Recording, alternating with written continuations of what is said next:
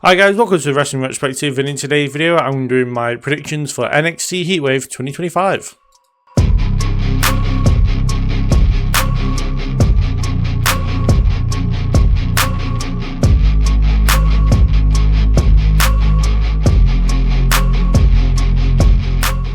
So starting off with Tavon Heights and Tyra May Steele taking on Ethan Page and Chelsea Green, and a match I'm kind of looking forward to. It's not very often I see a mixed tag team match that I'm looking forward to, but the team of Chelsea Green and Ethan Page intrigues me a lot, and yeah, it's a team I very much like, with two wrestlers I very much like. So yeah, but as far as winners go, it's a tough one to say really, because as much as I would love to say that Ethan Page and Chelsea Green have this in the bag, they're clearly like the bigger stars here. They're also two people who tend to put people over as well, which is obviously very good.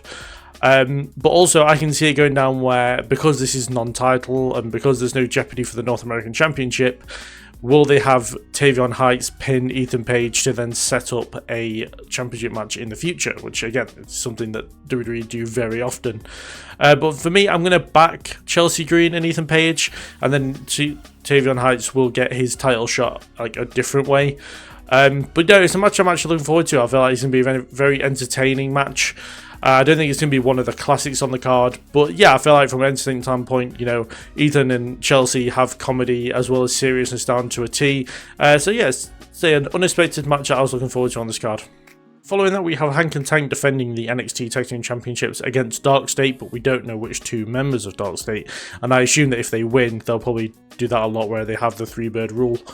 But for me, I actually am going to go with Darkstate to get the win here. It makes a lot of sense to put the titles on them. They are like not only heading for the tag team goal, but also like beating up like some of the main event guys in Ober, Tripp Williams, Javon Evans, and obviously Moose more recently as well.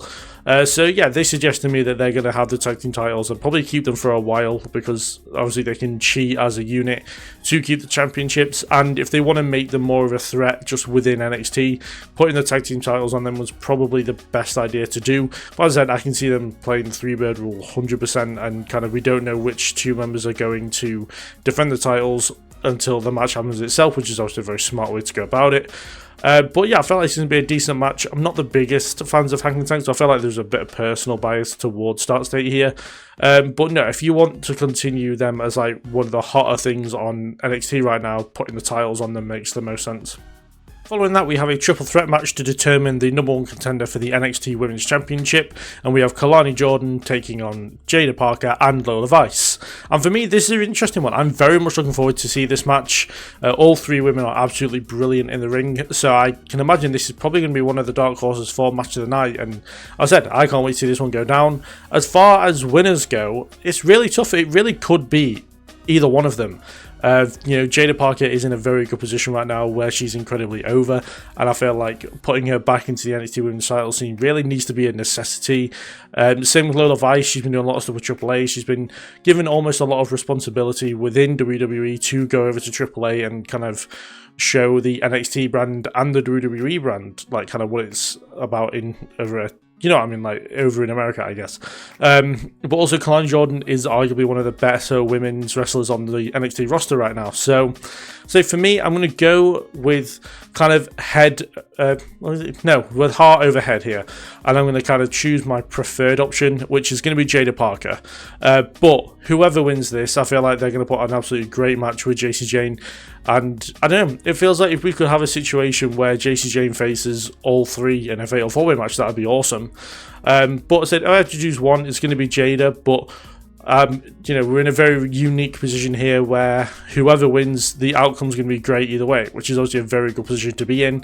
I would like to see Lola, especially Lola, get the win as well. So to be fair, out of the three, my preferred choices are Jada and Lola. But yeah, I feel like this is going to be a fantastic match, definitely one to look out for. But for me, as I said, I'm going to go with Jada Parker to get the win, but I'd be happy with whoever wins this one, really. Following that, we have Blake Monroe taking on Jordan Grace in a bit of a grudge match. And yeah, this is an interesting one because obviously it feels like this would also be a good match to have for the number one contendership for the Women's Championship, but it's not.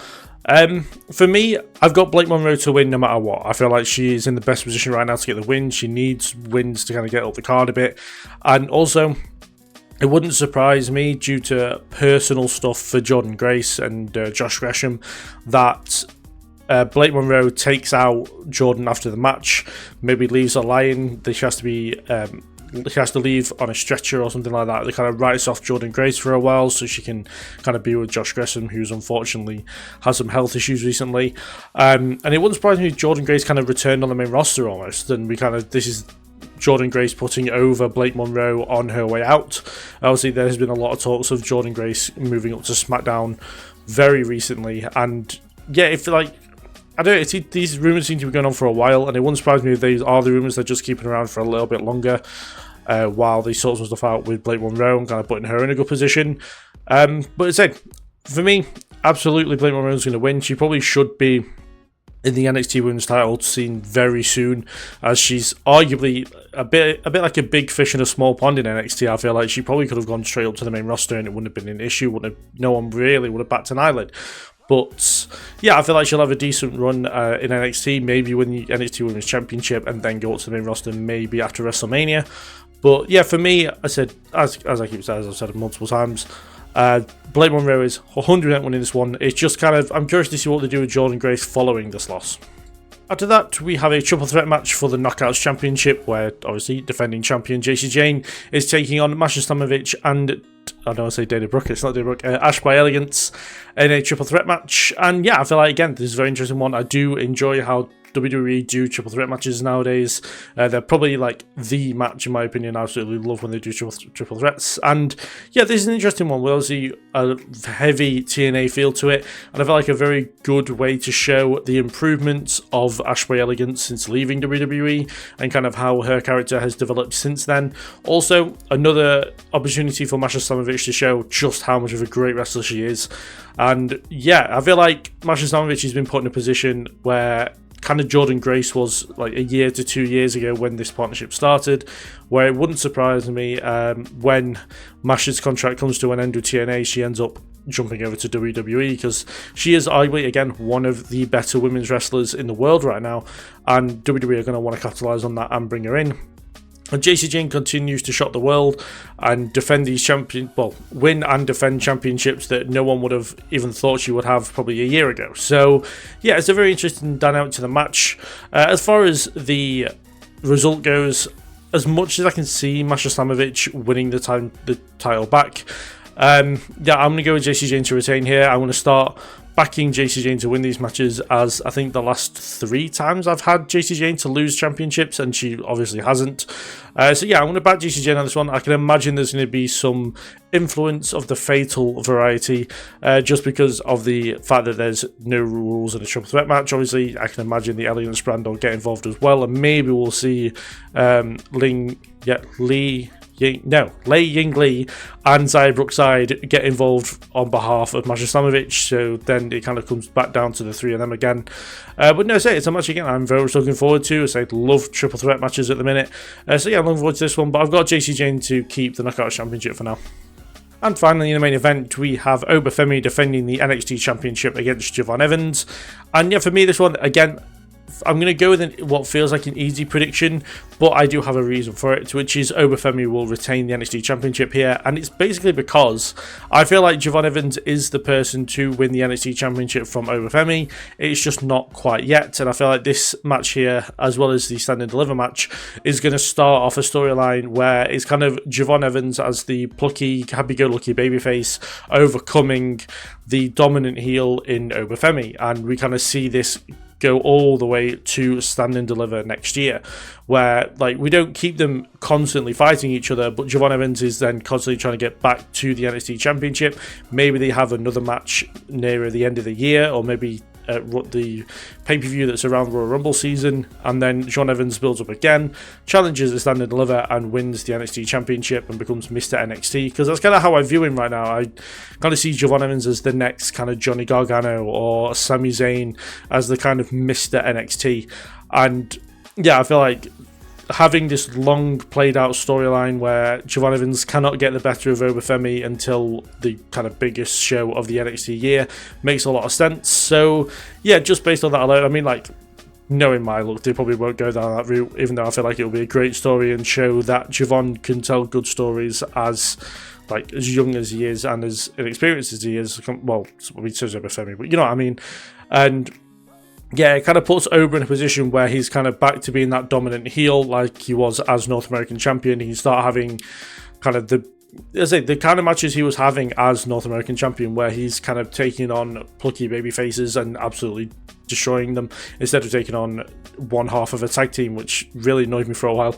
But it's a match I think that's going to be really good. Trick and Javon Evans had an absolutely brilliant match last night on TNA that you should definitely go check out, because you know the bump that Javon Evans took through the announce table looked awful. So yeah, this makes me look forward to this match even more. So yeah, as I said, it's a match, again, as I've just said, I'm looking forward to, and I feel like will deliver completely and be one of the better matches of the night. But I have Ober Femi to retain the NXT Championship and he'll probably continue his dominant reign until WrestleMania season next year. So those are my predictions for NXT Heatwave 2025. Do put down in the comments below what your predictions are for this event and what matches you're looking forward to the most. Obviously for me, it's Javon Evans and Ober Femi, as well as the triple threat match for the women's number one contendership between Keelani Jordan, Jada Parker and Lola. I feel like both those matches are going to massively deliver. But yeah, this card overall, I feel like is very good, very strong, and yeah, it's one I'm very much looking forward to. And yeah, with it following Forbidden Door as well, which I feel like is also going to be a fantastic show as well. I feel like it's going to be a great night of wrestling on Sunday. On Sunday? Yeah, on Sunday. So yeah, so I feel like it's going to be a great night of wrestling, so I do look forward to covering it on the channel. So yeah, do subscribe and stick around for the coverage of Heatwave and Forbidden Door, as well as Clash in Paris next week, and a load of other wrestling content, as well as my top 50 best wrestlers in the world right now video that's coming up during the week. So yeah, do stick around for that. Do like the video if you enjoyed it, and yeah, thank you very much for watching. I'll see you in the next one.